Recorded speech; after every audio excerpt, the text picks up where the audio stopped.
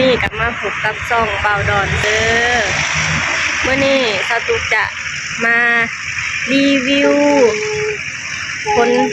พามาเบิ่ง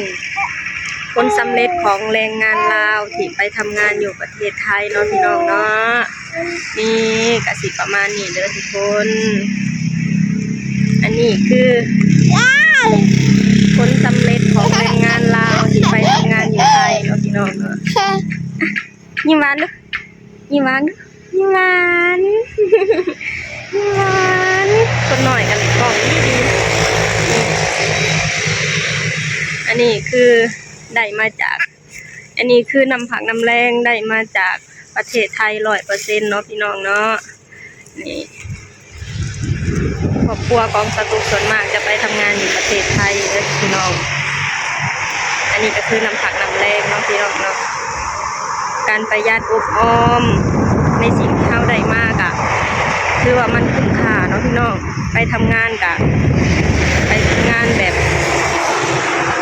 ไปทำงานกะได้มาแล้วในสิ่งที่เราได้มาเรากับภูมิใจเนาะพี่น้องนี่มีแต่เพื่อนหลังงามๆหลังใหญ่ๆเห็นแล้วภูมิใจเนาะพี่น้องทำงานมาเมื่อยเป็นเวลา10 ปี9 ปี10 ปีในสิ่งที่เราได้มามันกะภูมิใจเนาะก็คือเพื่อนของสาวตุ๊กกับบ่าวดอนเนาะพี่น้องเนาะสาวตุ๊กกับบ่าวดอนนี่คือไปทำงานอยู่ประเทศไทยนี่ไล่เฉลี่ยก็คือ10 ปี11 ปีเนาะพี่น้องเฮ็ดงานหลังนี้ก็ประมาณ6 ปี7 ปีแล้วคือกำหนดเฮ็ดเรือนของสาวตุ๊กน่ะคือ6 ปีเนาะพี่น้องเนาะก็สิได้ประมาณนี้เด้อก็สิบ่ยังสิบ่สมบูรณ์ปานใดคือสาวตุ๊กยังบ่ได้เทกันเปื้อนเนาะเดี๋ยวการเปื้อนก็คือมาหาอยู่บ้านแล้วซื้อสะสมกันทีละเล็กทีละน้อยแล้วจังค่อยเทกันเปื้อนเนาะพี่น้องก็อยากเทไวๆอยู่แต่ก็งบยังบ่มีเนาะ หลังถัดไปก็คือของพี่สาวของสาวตุ๊กเนาะพี่น้องเพิ่นเป็นทรงโมเดิร์นก็งามอยู่เด้พี่น้องมันก็สิงามไปคนละแบบเนาะของสาวตุ๊กนี่เพิ่นสิเอิ้นว่าเพื่อนหลังกุ๊บบ่เพื่อนหลังกุ๊บเนาะพี่น้องเนาะอันนั้นของเอ้ยของสาวตุ๊กคนคือเรือนของสาวหลานมีแต่รักงามๆเนาะพี่น้องคือหมักไผ่หมักมันงามไผ่งามมันเนาะอันนี้ก็ทรงโมเดิร์นอันนี้ก็เพิ่นเฮ็ดแล้วเพิ่นก็ยังบ่พร้อมที่จะมาอยู่บ้านเนาะพี่น้องคือเพิ่นยังอยากไปหาเงินอยู่ประเทศไทยอยู่คือเพิ่นก็สิไปหาเงินอยู่ประเทศไทยจนเพิ่นเมื่อยเพิ่นเพราะเพิ่นเบิดแห้งพุ่นแหละเพิ่นว่าเพิ่นจังสิกลับมาอยู่บ้านเพิ่นตอนนี้ก็เฮ็ดเรือนเฮ็ดบ้านไว้แล้วก็เจ้าของก็ไปอยู่ประเทศไทยเนาะคือแบบว่าเพิ่นก็ยังบ่พร้อมที่จะกลับมาอยู่บ้านยังบ่พร้อมจะกลับมาอยู่บ้านเนาะพี่น้องคือตอนนี้ก็ยังมีเหือมีแห้งอยู่เพิ่นก็ว่าอยากไปหาเงินก่อนบัดยามบ่มีเหือบ่มีแห้งยามเมื่อยอะลีเพิ่นจะกลับมาอยู่เนาะพี่น้องเนาะ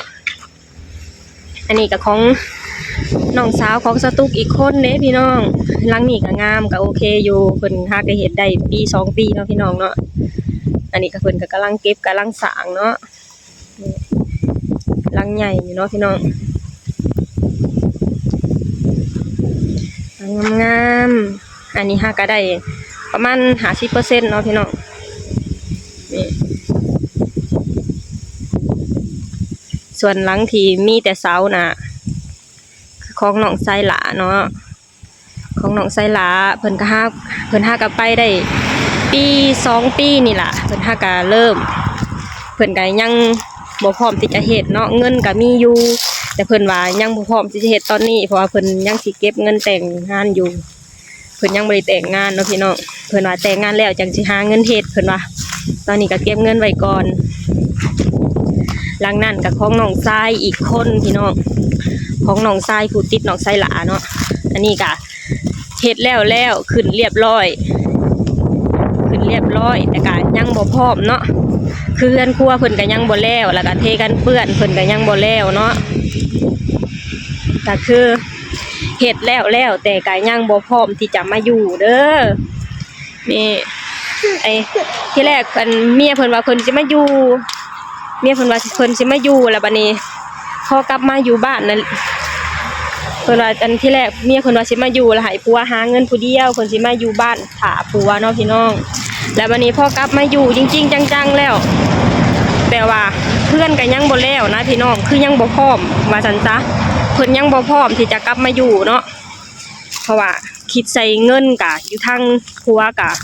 หาเงินผู้เดียวเนาะพี่น้องหาเงินผู้เดียวแล้วบัดนี้เฮือนก็ยังบ่แล้วสมบูรณ์นะแค่เพิ่นขึ้นเอามือเอายามซื่อๆเพิ่นว่าปีที่แล้วนะถ้าขึ้นเฮือนแล้วสิเป็นเพิ่นว่าเป็นปีดีว่าซั่นแต่ว่าเพิ่นก็เลยขึ้นไปก่อนเนาะ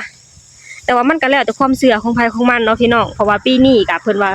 เขาจะว่าปีนี้เป็นปีที่บ่ดีขึ้นเฮือนบ่ได้แต่ก็ยังมีคนขึ้น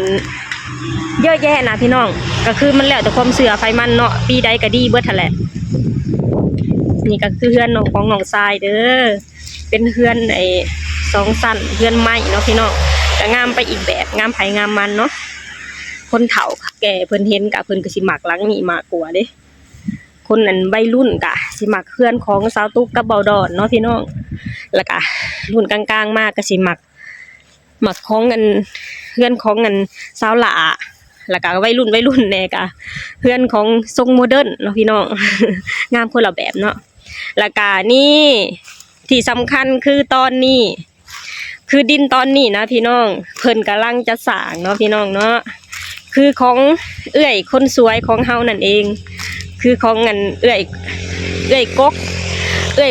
อยคนโตเนาะพี่น้องนี่เพิ่นกำลังจะมาสร้างอยู่ดินตอนนี้เด้อเป็นของเงินเอื้อยของคนโตเนาะพี่น้องเนาะเอื้อยกกของสาวตุกนั่นเองเนาะเพิ่นกำลังจะเริ่มสร้างคือเพิ่นจะเอาดินมาถมก่อนเอาดินมาถมตอนที่สาวตุกจะตอนที่สาวตุกจะขุดหนองแล้วเพิ่นจะเอาดินมาถมอยู่บ่อนนี้เนาะพี่น้องเนาะเดี๋ยวมื้อใดที่คนดินมาถมสาวตุกจะถ่ายให้เบิ่งอีกทีเด้อ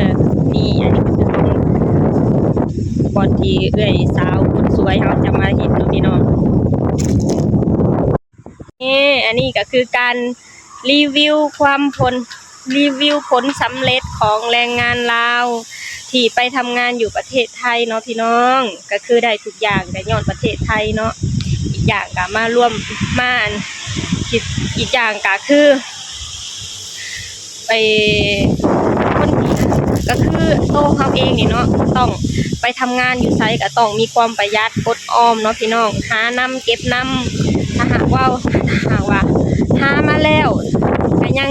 หามาแล้วใส่เงินฟุ่มเฟือยมันก็บ่มีอีหยังเนาะพี่น้องไปประเทศใดก็บ่มีคือเก่าเนาะแต่ขอบคุณประเทศไทยอลีเด้อเอ้าซาตุกก็อยากขอบคุณประเทศไทยเนาะที่เฮ็ดให้